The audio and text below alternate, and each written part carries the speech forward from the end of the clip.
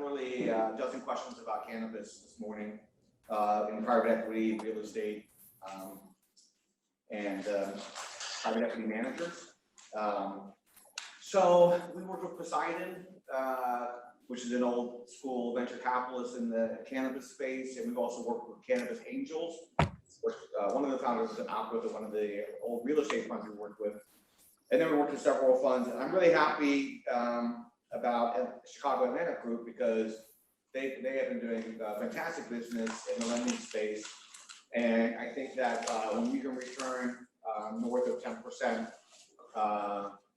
coupons in credit strategies, you're doing pretty good in today's day and age with zero interest rates. So, I'm hoping that Tony and Andreas can address this. I don't know if Andreas is around, but maybe you can introduce yourself, Tony, and the company and what you guys are doing, and then talk about Chicago Atlantic.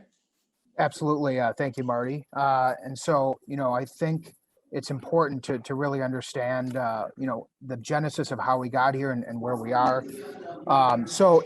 In general, we started out, a little over a few years ago. I was at the head of credit and underwriting at Stonegate Cappell, which is based in Chicago. We were focused on turnaround and restructuring high growth businesses and rediscount and lending to other lenders.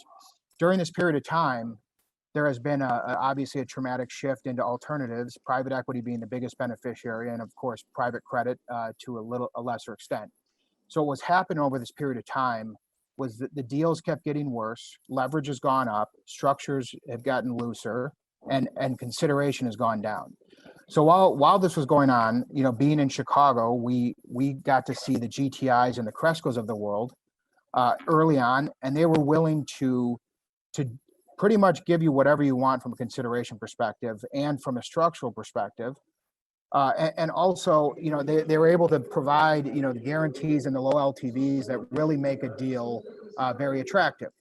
So at this point, I ended up getting with two colleagues from business school, and we decided to spend 6 months traveling the country.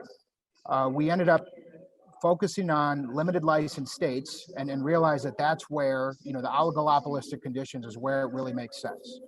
We ended up doing our first deal in April of 2019 to a tier 2 cultivator in Ohio.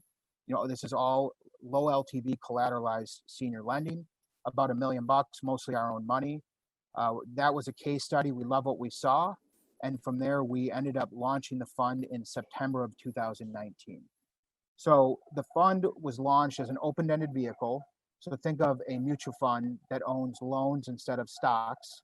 And now you fast forward to today, and we've now closed 10 loans, representing over 60 million in total capital. We have our companies are now based in over 10 states. To date, we have distributed out over 14% of net cash return. That's distributed quarterly, and we are still unlevered. So we are about 2 times our peer group for senior secured lending. That does not give effect to the equity kickers that we own in a few businesses. Right now, about a third of the deals we do, we get some form of equity kicker that may be in the form of warrants or in just pure profit or membership interests. We do focus on, like I said earlier, limited license states.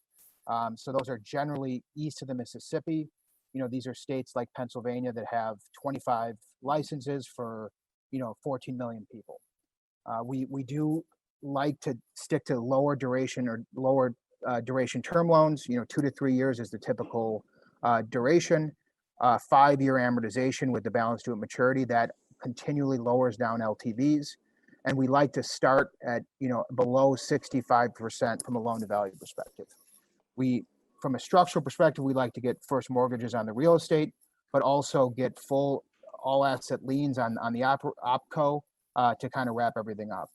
We also are big believers and have some form of personal guarantee in every deal that but one in the portfolio. Another important thing, and this is how we've attracted. Tony, personal guarantees like what? I'm sorry, say that again. Can you talk about the type of personal guarantee you're getting? Yeah, so there's a wide array of them. We like to get what's called a payment guarantee. That is the strongest form of personal guarantee. where what happens is if there ever is a default, you're able to go after the guarantor at the same time as the borrower. Most of the personal guarantees that exist in the bank world are what's called loss guarantees. And that means you have to exercise all your rights and remedies on the borrower first, and then you can go after the guarantor. So it's a little less stringent. And then on the lower end, we get what's called a validity guarantee, and this is in the case where if the main principles of the business and the C-suite, if they don't own a major percentage of the business, sometimes it's not proper, or you're not able to get full personal guarantees. So the validity guarantee is something where it's a very robust bad boy guarantee, where if they do one of 6 prohibited acts, it turns into a personal guarantee. And then in terms of one other thing I'd like to point out, that this is an industry that is uncorrelated to the overall market. This business performed incredibly strong through COVID because most of these companies were deemed as essential. They're considered pharmacies in the states that we operate. And we saw on average about a 30% increase in revenue within our portfolio, our underlying borrowers, which of course, lowered risk. And at the same time, a lot of the competitive capital in the space went to the sidelines because alternatives, get hit whenever there's any sort of